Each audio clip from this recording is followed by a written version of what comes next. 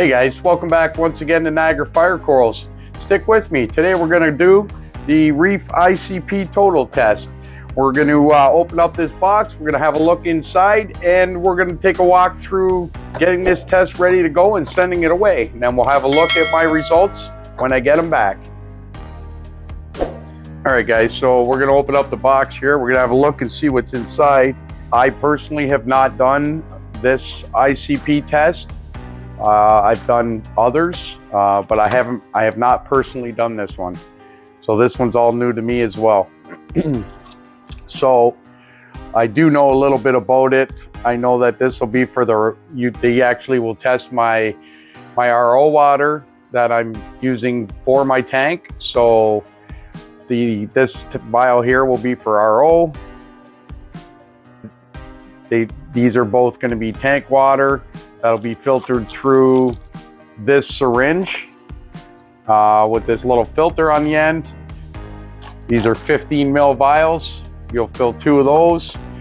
And then this larger vial here, 50 ml vial. This one here, you actually submerge in the water of your actual tank and fill it that way. So this one's filled direct from the tank. These 2 will be filled from the syringe, filtered through that little filter I showed you. And this one here will fill up directly from one of my RO lines. All right, so that's what's in the box. And when you first get these kits, you have to make sure that you register your account. So I've done the Fauna Marin kit before. It wasn't the total kit. So I already have an account. I don't have to do that, so I can skip that step. But if you've never done one before, you'll have to set up an account. And then these are all stickers that you will put on to each of your vials to identify them so they don't get lost when they get received on the other end. And then of course you get the shipping label here where it's going to be shipped, and from there they ship it off to Germany for the testing to be done. So that's what's in the box. Let's get started on doing these tests. All right guys, so we're going to get going on the first vial that we're going to do for this test, and it is the 50 ml vial. And as per the instructions, it wants you to take the 50 ml vial, completely submerge it underwater in your tank, and then you're going to take the lid, you're going to reapply the lid on and close it while it's underwater. Okay, so this is the big vial that comes in the kit. We're going to do this one now. Hopefully you guys will be able to see.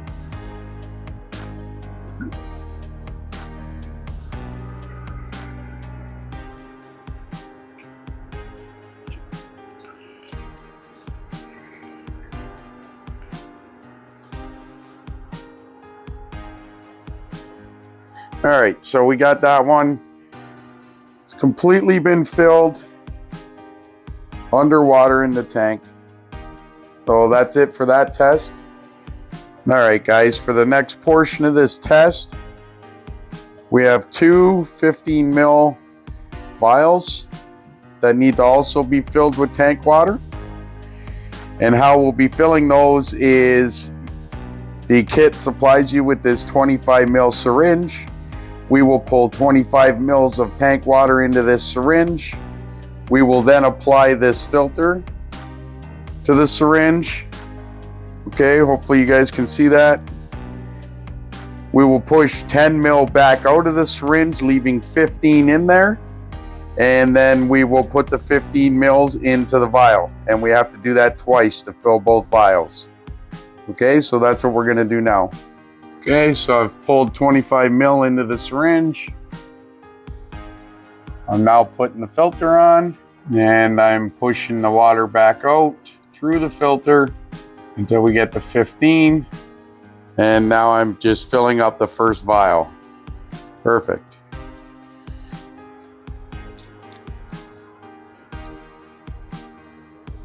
It's one done. Take the filter off. Fill the syringe up again, 25 mils.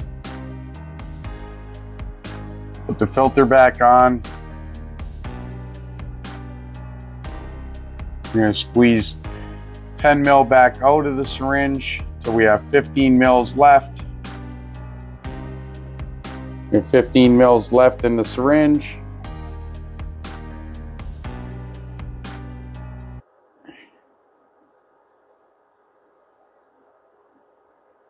I don't know if you guys can see that or not.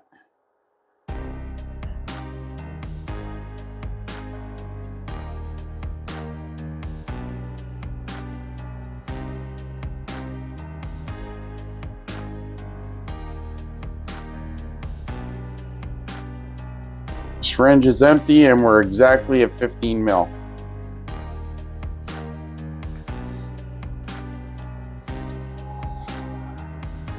All right, that's 3 of the 4 vials that come with this kit are already done. All right, guys, so the last vial that we have to fill up is going to be 15 mils of your RO water. So this line here is coming direct from my RO system. It's the line I connect to my brute, my big brute pail when I do water changes. So I'm just going to fill up the RO vial from here.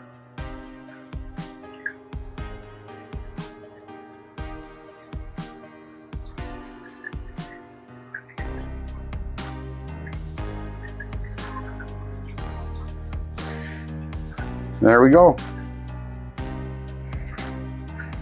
Seal that one off. That one's sealed off. All right, and now we'll go get these marked and ready for shipping. All right, guys, so we have all our samples completed for the test. And now we're just going to apply all these labels that come with them. So these 3 labels here, they're all the same. These 3 will go on to the actual tank water samples, and then the one that's in the red, that one is for your RO sample. So make sure that you put the proper labels on the proper vials, okay? So I'm just gonna go ahead and start putting these on now.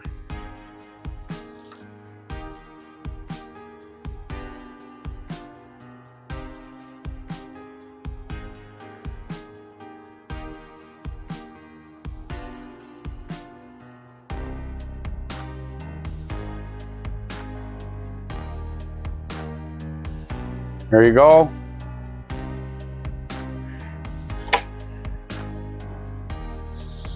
Grab another one.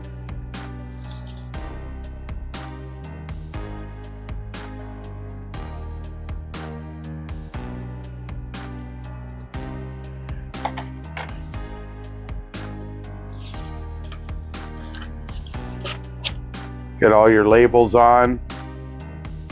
Make sure they stick well.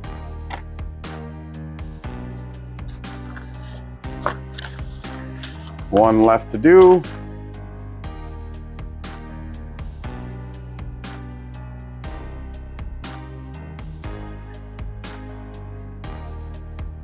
There we have it. So the vials are all labeled. Got them all back in the box that I'm going to ship them with. And now we're just going to get the box closed up and ready for shipping, and then we'll put our shipping label on it. All right, so all we have left to do is I've got all my samples in here. I've taped the box shut so it's good and sealed. I don't have to worry about them falling out. And I've removed the shipping label from the sheets that gave you the directions on how to do your testing and your vial identifications. So we're just going to peel the back off of this. We're going to apply it to the box so it gets shipped to the proper location. Just like that. That's it. We're ready to ship. I'm going to take this to the post office. We'll see what my results are when it comes back. All right, guys, we're here dropping our test off. All right, guys, so we just dropped off our sample at the post office. It'll get shipped out to Toronto And then from Toronto, every Tuesday, they ship the samples to Germany for the testing to be completed. So once that testing's completed, we're gonna have a look at it, and we'll see how the tank is doing. All right, guys, so here we are with the magic of YouTube. I had to wait approximately a week. Hats off to Fauna Marin, the ICP labs. I cannot believe how quickly the turnaround was for my results. There was a holiday also involved, Family Day. When you send out your results with Fauna Marin, you have to send it to, let's just call it a hub. I don't know what the terminology for it would be, but I had to send it to a store in the GTA, and they send them out every Tuesday. So when I took these tests, I took them on a Wednesday night, and I dropped them off on Thursday, and I got my results the following Thursday. So it took 1 week for my tests to go all the way to Germany, be tested, and me get the results back. So as you can see, I have some issues with my water. There's a couple here that are concerning to me, but as we go, guys, there's a couple here that I have never really overly worried about, but maybe I should. So if you guys have some feedback, please drop it in the comments and help me out. I'm still having a couple of small issues with the tank, hence the reason I did this test. So let's take a quick gander at what Fauna Marin ICP Labs found for me. So these are all the recommended doses that they recommend for me to get my tank back in order. But we'll go through and we'll actually have a look at the values real quick here. So the biggest thing I found, salinity to be low. I was checking my salinity with a refractometer. I have since purchased the ice cap pen, and it confirmed that it actually was low. So these first few values you see here are just simply me adding salt or topping off with salt water instead of just RO water to bring my salt level up to where it should be. It was at 1.022 is what they found it to be at. So salinity low. All these first values are just simply saying my salinity was low. pH is good. My DKH 7.8. CO2 is good. Acid binding capacity is good. There was no color to my water and no smell to my water, so those are good. Chloride is a little on the low side, but again, this is another thing where they're just suggesting correcting my salinity to correct that one. Excuse me. Sodium was good. Sulfur, it's just a hair on the low side. Again, can be corrected with partial water changes and correcting the salinity. Sulfate, again, corrected, slightly low. These are all low here, guys, because my salinity was a little low. So these are all going to be corrected with the correction of my salinity. My potassium's perfect. Boron is good. Magnesium 1344, perfect. Calcium 433. Now it's shown a little on the high side here. It is good, but you'll see later on that my calcium compared to my salinity level, it'll show as high. And again, that would be corrected by simply bringing my salinity up. Now this is one of the ones that was concerning to me, and it could explain why I've had some issues with the tips on my SPS and tissue loss. My strontium is really low. I have ordered the Elements SR from Fauna Marin to correct that. So I should have those within the next couple of days, and we'll get this one corrected. But this could be one of the main explanations for what's been going on in the tank. Bromine, this one here is a little high. And again, this one here, they're just suggesting some water change, and that should bring that right back into place. Fluoride. Now this is one of the guys that I've never concerned myself with. It's low. I don't know if that's something I should be overly concerned about. Guessing maybe that would come back up with some water changes, but they don't suggest that here. They're suggesting I dose Elements Trace F. Let me know, guys, in the comments below. Is this something that, you know, could potentially be my problem or one of my problems? Again, I've never ever worried about it, but maybe I should. Iodine, again, another one that could be causing part of my problems. Very, very low. I've already started dosing some iodine. I will get that back up into where it should be, and I'm going to be doing another test in a month's time, and we'll go over that again, and we'll see if I've brought some of these back up into where they should be. I have ordered the Element Trace I, which is what Fauna Marin has recommended. I've ordered that as well, but I do have some iodine already here, the Lugol's. So I started putting some drops into that, and then once I get my Elements Trace, I will switch over and use that instead. So all this is showing here is that my salinity was low. My magnesium is good. So you can see here it's showing that my calcium is on the high side as opposed to my salinity. So if my salinity was higher where it should be, this would be back over into here where it should be. So again, that'll be corrected just by simply getting my salinity back in check. Strontium, we already know, is low. We're going to correct that with the elements that I ordered. The potassium is good. Boron is good. Chloride is good. Sulfate is good. You can see these are all good, guys. Magnesium. See that now this is saying my calcium is really high compared to my strontium. Again, we're going to correct that. Bromine versus the fluoride. Again, if you guys know anything about the fluoride, if that's something I should be worried about, let me know.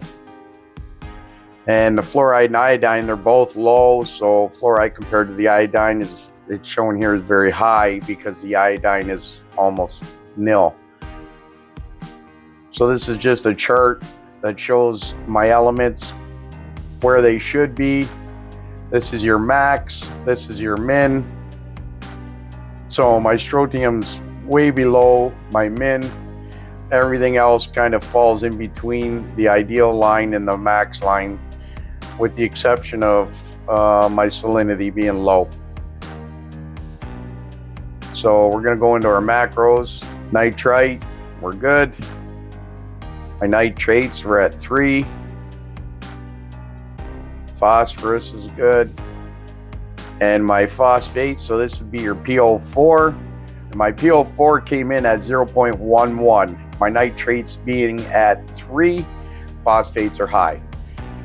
So I'm kind of doing a combination of two things. I'm trying and I'm dosing now nitrates, trying to bring them back up.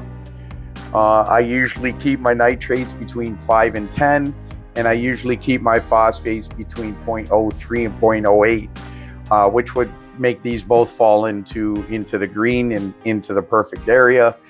They just got a little out of whack with everything I've done to the tank. So that one there is fairly easy to correct. That's still the phosphate. So silicon's good. Silicate's good. Nitrate versus PO4, we just discussed that. You know, this is the iodine issue again, is why that's like that. So we're going to fix that up.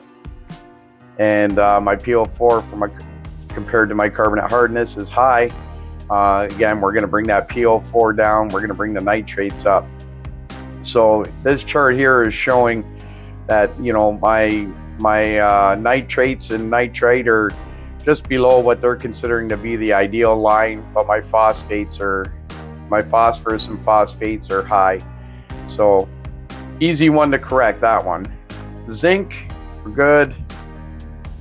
Vanadium is good. Copper is non-detectable. Now they want me to dose copper. I have read and heard that, you know, we're always worried about copper in our tanks, but copper actually should be in our tanks in a small value. They want me to dose it. Not too sure on this one if I'm going to dose copper or do anything about this one. I might just see what happens with some water changes and that, and getting everything else in check. Nickel is low. Again, guys, should I worry about this one? Never have in the past. Manganese, I do worry about this one a little bit. I know it should be higher, and I believe that this manganese will come up with doing some water changes. So I'm going to leave that one be, and we'll see what happens in a month's time when I employ weekly water changes for the next month of 50 gallons per. So we'll see what happens with this one. For now, I'm not gonna dose anything for the manganese. This one here is another one. I don't even know how to pronounce that correctly, so I won't even try. But another one that, you know, should I be worried about it? Not 100% sure. Comment below if you guys got some feedback to help me out. So iron is non-detectable. This is one that I am worried about, and I have purchased the Elements Trace FE, which is iron from Fauna Marin, and I will start dosing that as soon as I get it in the next couple of days. So we will get this up, but this is non-detectable right now. Chromium, not detectable. Again, is that one I should be worried about? Should I dose that? Cobalt is another one. Again, guys, comment if you got some feedback on these. I don't know if these are things that'll go back into check with multiple water changes, but if they are, and I don't have to worry about them, or you feel I don't need to worry that they'll come back into check, let me know. So this is just another chart over the elements we just covered. As you can see, you know, they're all low. So we're going into trace elements and potential pollutants. So lithium, we're good. Barium, we're good. Aluminum, we're good. Tin, non-detectable. Non-detectable. That's good. Silver is non-detectable. Non-detectable. Tungsten, lithium. Non-detectable. Titanium. Scandium. Oh, that one's not measured. Non-detectable. Arsenic, non-detectable. Cadmium, non-detectable. So these are all shown as low. I mean, I know they say you should have them, but the metals I've never really worried about. And again, I believe these will come into play or come back into check, some of them with my water changes. So that's it, guys. That's the whole test. I don't know why it's not here, but I did also do my RO, and my RO came back with non-detectable on every single element except for sodium. There was a little bit of sodium in my RO, which is perfectly fine. But aside from that, guys, that's it. So We'll see how things go with, like I said, I'm going to do weekly water changes, 50 gallons a week. And I actually have already brought my salinity into check. And we're going to dose those few things that we mentioned, the strontium, the iron, what was the other one? Iodine. And then we'll see how the other ones fall in after doing all the water changes. And we'll do another ICP test with Fauna Marin in a month's time. All right, so there you have it, guys. That's the results from my Fauna Marin ICP test. A few issues there. I don't think there's anything that's huge. The biggest worry would be that iron and the strontium, but we're going to correct that. I thank you guys for sticking with me. Make sure you hit that like and subscribe button below. And until the next one, guys, take care and happy reefing.